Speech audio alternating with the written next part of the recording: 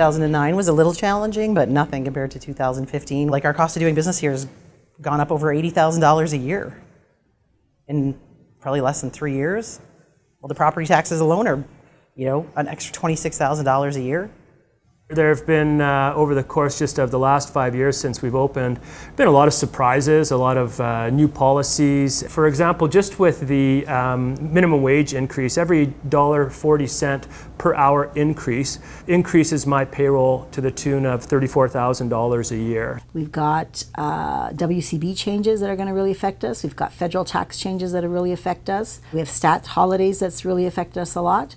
I think that we figured out roughly we'd have to raise at least $800,000 in profit just to stay where we are. That's a lot of money for a small business. So all these things on top of each other, I would have had to increase prices by 40% in order to compensate for all of that. One thing they did in particular was the statutory holiday thing, where you have to pay all of your staff for statutory holidays regardless if they work or not. Well, 7 of the 9 statutory holidays this year fall on Mondays, a day we're not even open.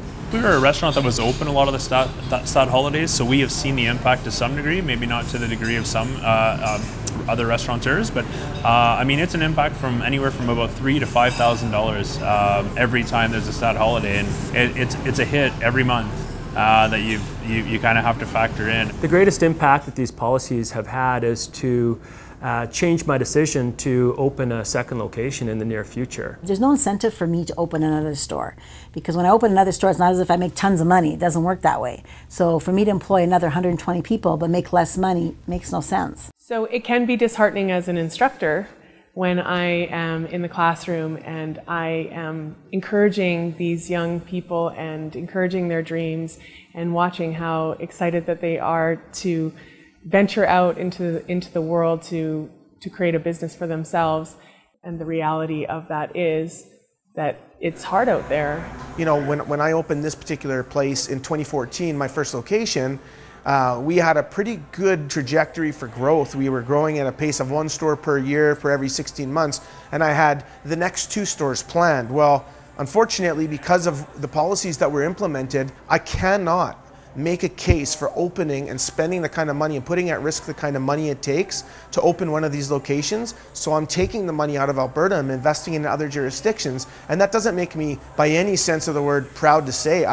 In fact, I'm very sad and upset and that I had to do that. So we're looking at Saskatchewan, because the minimum wage in Saskatchewan now is $10.36. I think they're more open to bringing people in and helping entrepreneurs open business there. So we're looking there.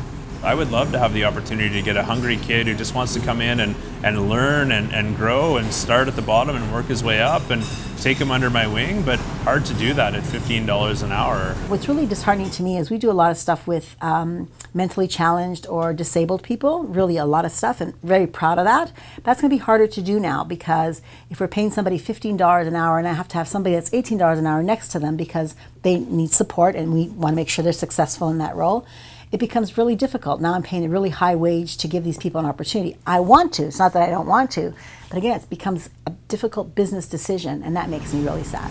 We've had to adjust course, we've had to cut staff, we've had to shorten hours. Frankly, as the guy who owns the business who's taking the risk, if there's no pie left for me, why am I working 75 hours a week? What's the point? You can't tax businesses to death. You can't tax businesses out of business. We had to make a decision and announce the closure of the iconic Bears Den restaurant after 14 years. It is hard to find a reason to reinvest in this business when it's just so hard. It's such a struggle now. And you feel like not any level of government cares at all.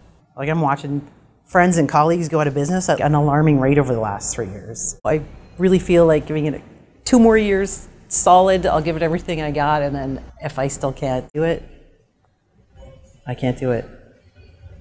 What I hope for the future is that the next government comes in and gets rid of red tape so small business owners and medium-sized business owners can thrive, can hire people, can be successful, and help drive this economy again.